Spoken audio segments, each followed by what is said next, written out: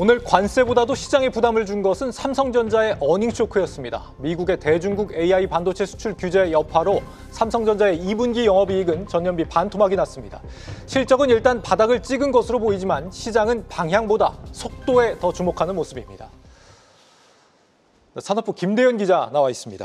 김 기자, 삼성전자 영업이익 부진할 줄은 알았지만 이 예상보다 훨씬 좀 심했는데요?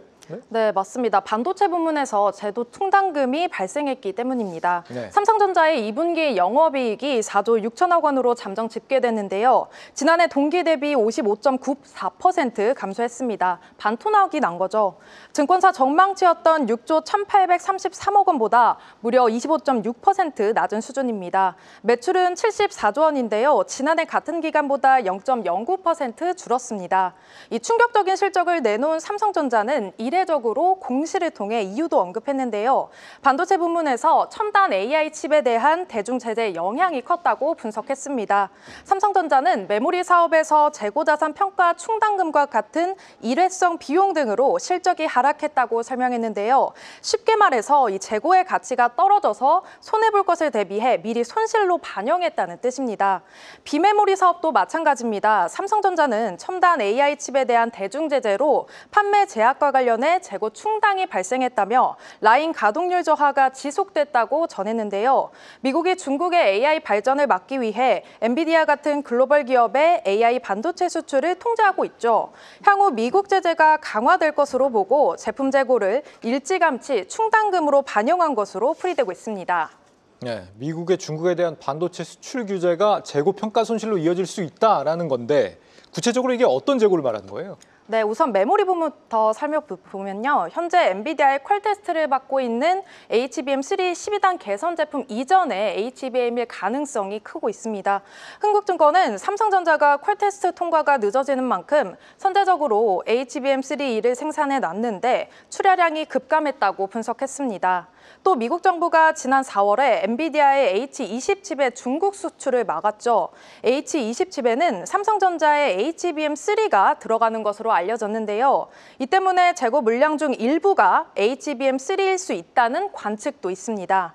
비메모리 분야에서 파운드리는 원래 고객이 주문을 해야 생산을 시작하는 수주형 작업인데요. 고객사가 주문을 해도 완제품을 받지 못한 이상 생산에 투입된 제품은 파운드리 업체의 재고로 잡힙니다. 당초 삼성이 4나노 공정에서 중국 AI 고객사를 확보했는데요. 수출길이 막히면서 재고를 떠안게 된 겁니다. 증권가에서는 올해 2분기 DS 부문의 재고 평가 충당금을 1조 원 수준으로 추산하고 있습니다.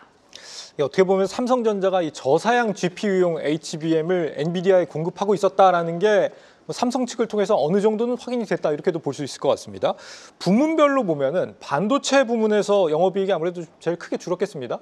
네, 일단 확정 실적과 사업 부문별 실적은 이달 31일에 공개가 되는데요. 네. 대부분 증권사가 2분기 반도체 영업이익을 1조 원 이하로 추산하고 있습니다. 이달에 나온 삼성전자 리포트 10개를 제가 모두 살펴봤는데요. 그중에 2분기 영업이익을 가장 낮게 잡은 곳이 메리츠 증권이었습니다. 그런데 2분기 영업이익을 정확하게 맞췄고요. 메리츠 증권은 반도체 영업이익을 4천억 원으로 예상했습니다.